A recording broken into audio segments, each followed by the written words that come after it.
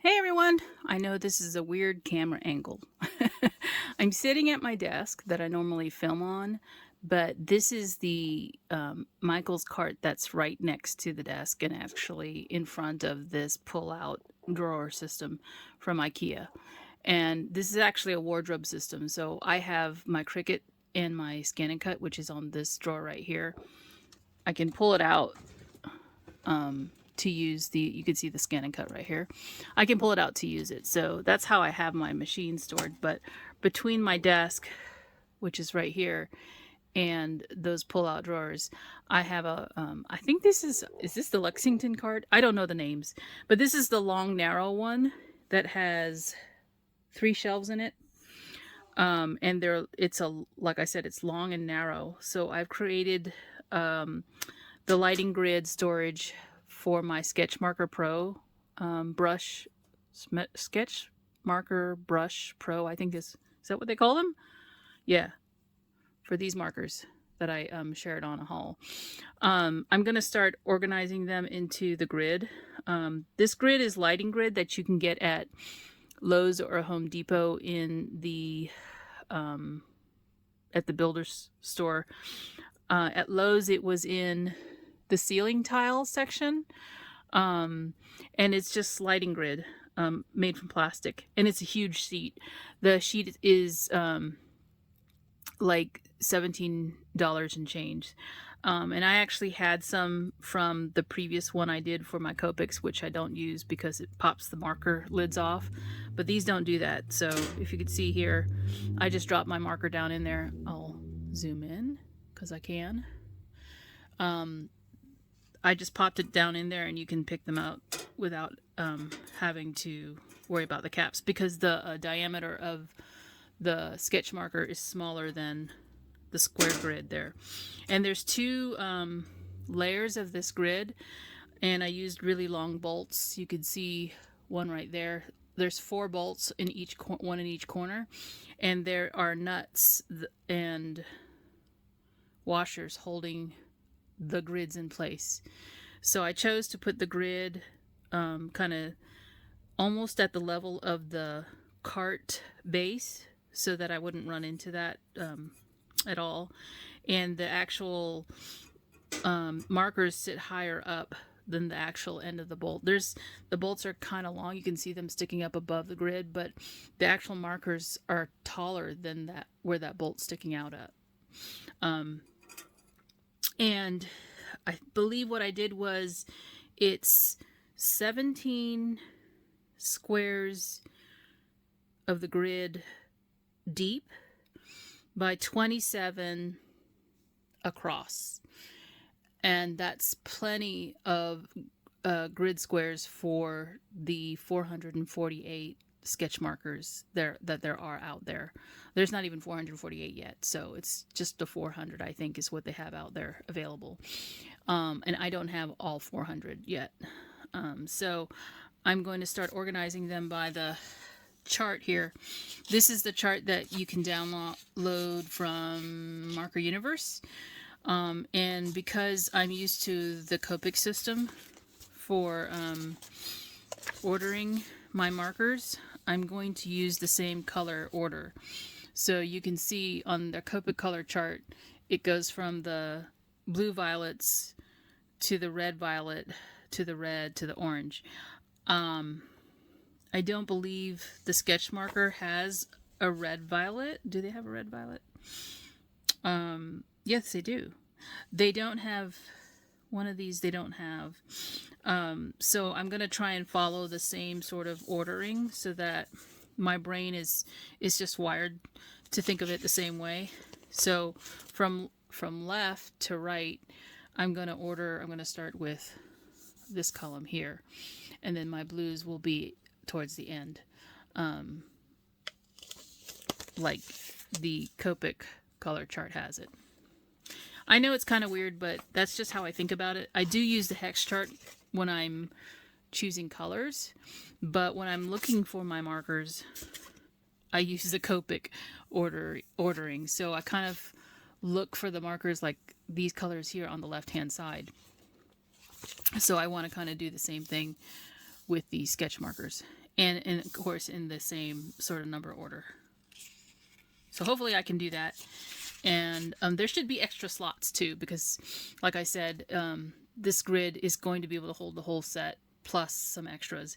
And each of the corners where the bolts are, you can see that one right there, right?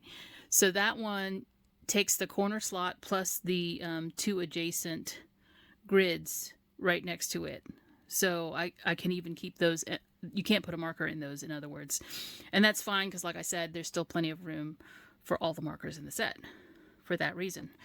So yeah, I'm glad that I put in the extra, figured in the extra numbers, because that was not really planned that the bolts would take, or the washers would take up that much room. So anyway, it fits in the cart, and it's cheap storage, because if I try and order something that fits, say, the Copic refills, because they're around too, I'll end up paying, $100 or so. I do know that my 96 sets come in an acrylic holder, but the problem is I ordered sets 1, 2, and 3 as 96, and set 4 I didn't, so I wouldn't have a holder for it. And I like my markers to be slotted, so I know where I'm looking for each one. So anyway, that is just a quick look at my Sketchmarker Brush Pro storage solution. I will come back when I have all the markers in and they're slotted into the grid, and show you the full set, because I know lots of people love to see that full set. I have my sketch markers from Copic in a similar container, in a it's in a Michael's cart as well. I was trying to think, because I got the 4 level Michael's cart and I put them in the top level and they work fine there. And they're actually next to my desk as well, but they're in another spot. So anyway, that's it for now, and I'll be back to share more. Bye. Hey everyone, I'm back. So I thought I would go ahead and share what my grid looks like so far. So these are all the open stock markers that I purchased from Ellen Hudson during her birthday sale. You can see lots of gaps, because I'd also ordered sets, the 96 sets 1, 2, and 3, and those came separately today. So I actually have them here, and I want to share with you kind of what is in each of the boxes. Well, not each of the boxes, but I opened one of the boxes, and inside of the box is a color chart. And notice you'll see 448. So what I plan on doing is photocopying this onto the paper that I actually use for coloring. So you can see here's the reds, and they've actually got 3 boxes so that you can test out or color swatch the markers with multiple layers. So like you would do 1 layer here, 2 layers here, and 3 layers here. Or you could do something else if you wanted to blend or something like that. So that's the red, and then red, and then it goes to orange. So I kind of started to do that. I put my violets over on the left hand side, similar to how the Copic color chart has it, and then I started the reds. Okay, so it's a little bit different than the way that they have it organized here, but like I said, I'm going to photocopy these onto the paper that I use, the 8.5 by 11 paper that I use for Copic coloring, so that my swatch chart is bigger, and also it takes up, it uses the paper that I use to color on. So 448. I don't have all 448. As I said before, I think they're releasing the other 48 this year, I believe. I don't know. This card in here, encouraging you, and a graphic that you can color. This is on some pretty thin paper, but as you may or may not know, you can color on any paper you want. It's the bleed through that really, I think a lot of people kind of wonder about. But if it doesn't bother you, then it shouldn't bother you. And some paper works better than others. For blending, that is. This one is a sticker sheet. Pause are no excuse, draw more. Huh. See, these are some cute little stickers for sketch markers. And I don't know if they're all the same in each box because I haven't opened every box. And then there is the box. Okay, you might not be able to see this, but down in the bottom of the box is an acrylic case.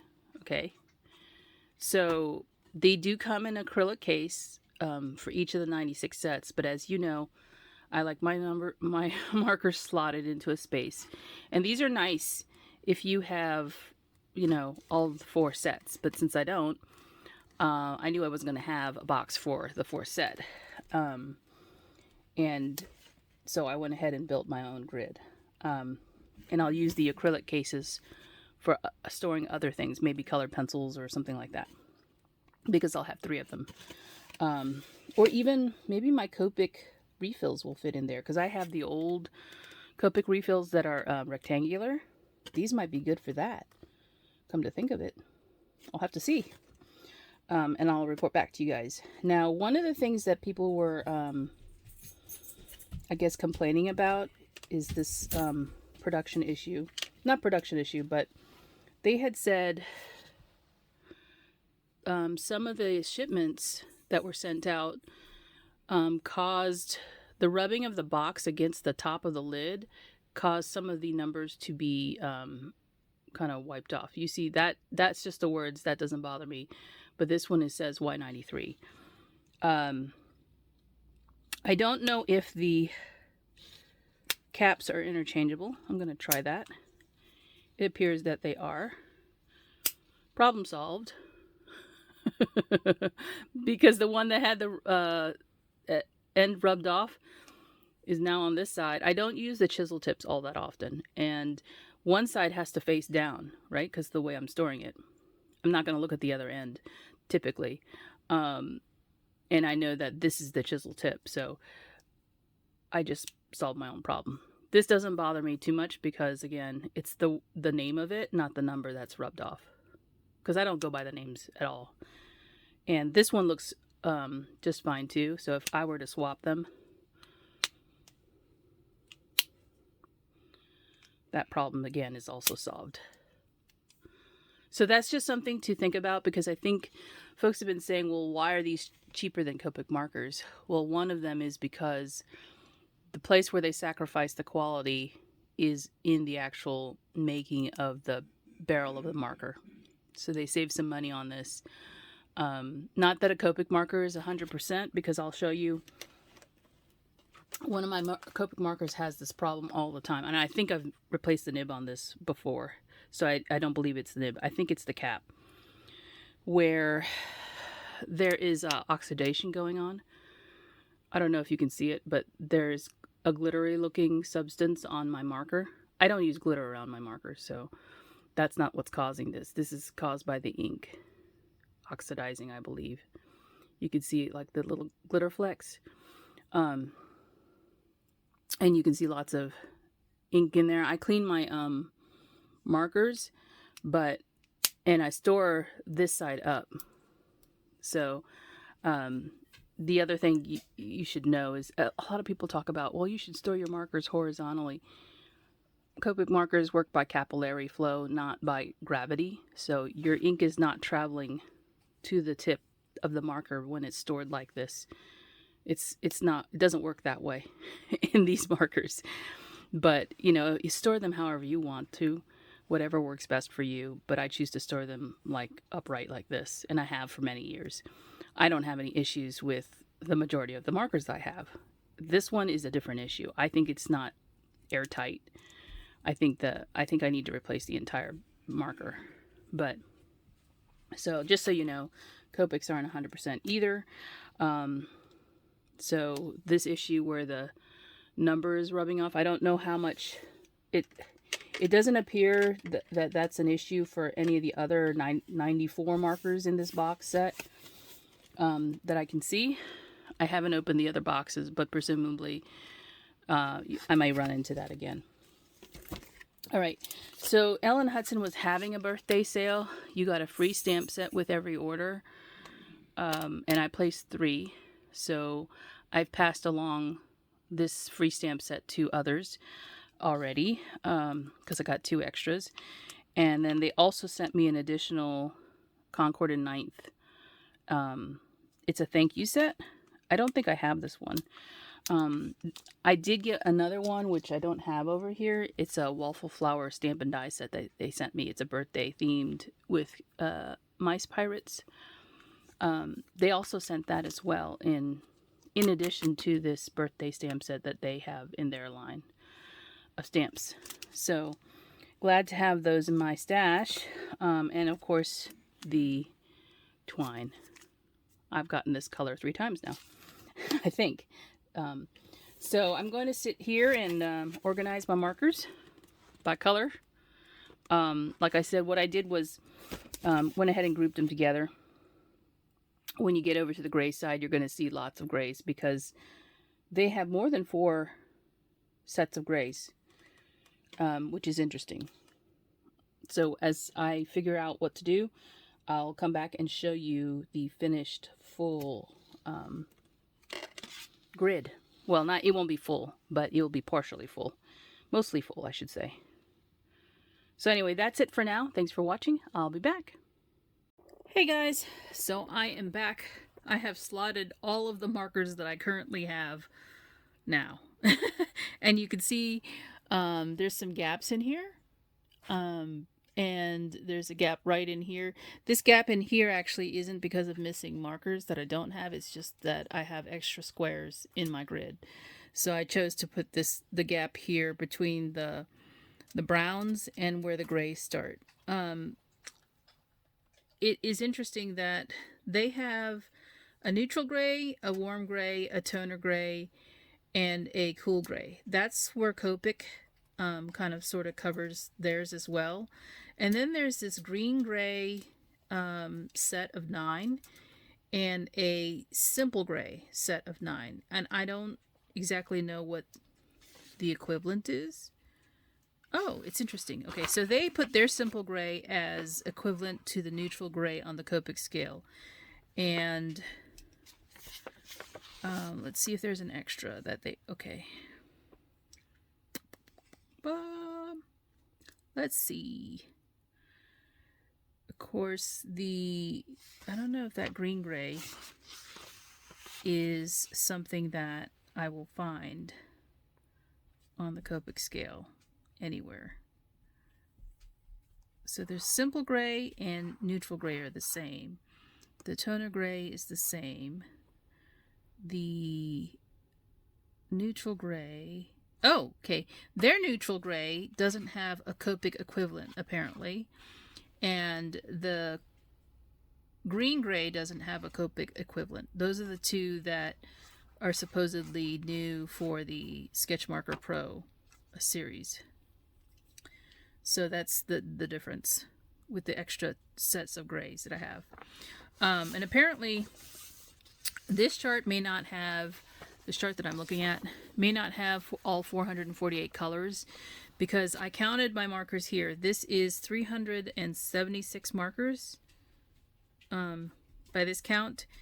And if they are supposed to be having 448 markers, that means if I subtract the 66 that I'm missing here based on this chart, the 3 pages that I have, then it doesn't count to 448. Which is what their total set is supposed to be.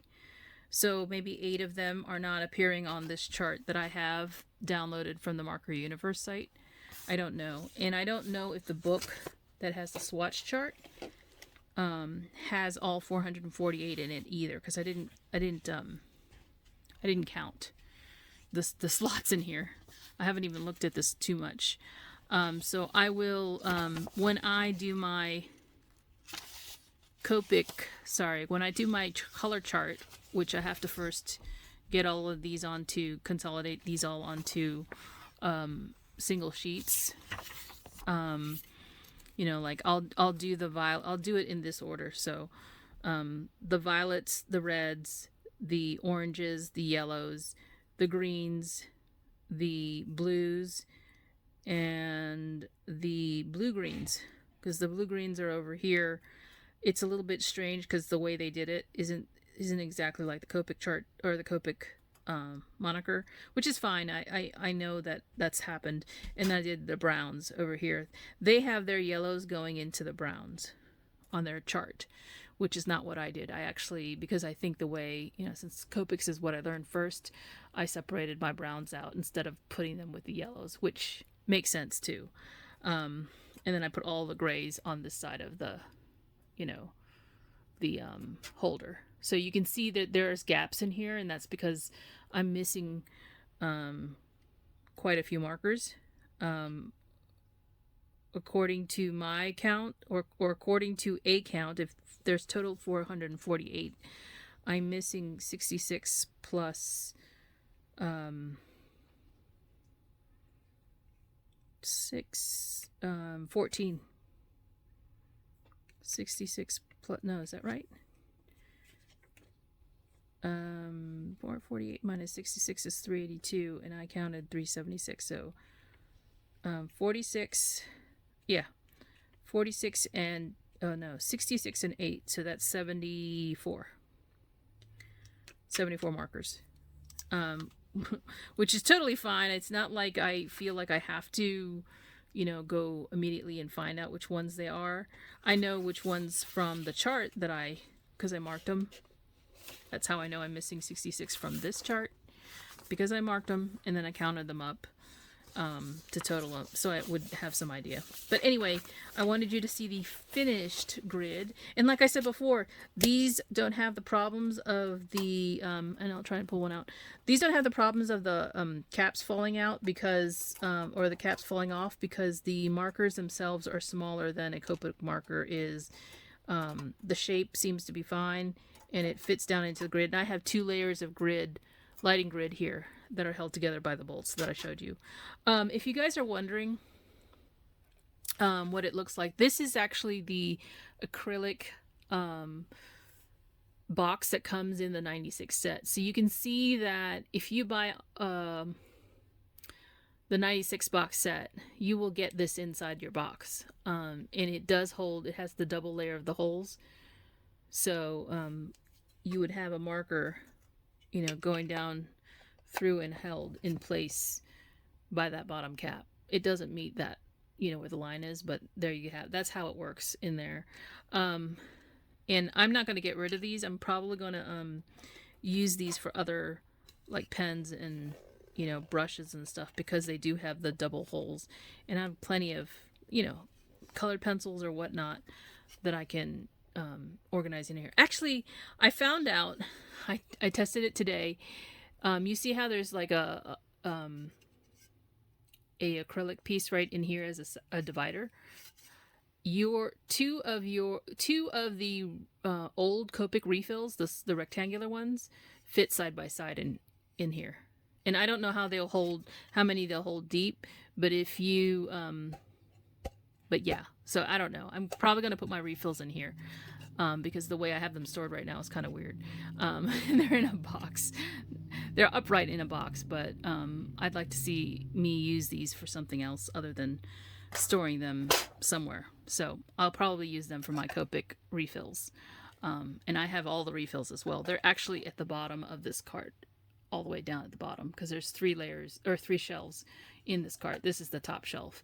It's not full because I have a little pink container over there holding some stuff, and there's actually, if you look where my hand is, there's another gap on this side, an equal distant gap that this one shows over here. So I'm gonna put some other things on this side as well, to store, maybe a binder or something like that. But anyway, that's it for now. I wanted to show you that, and I hope you enjoyed this video. Talk to you later. Bye.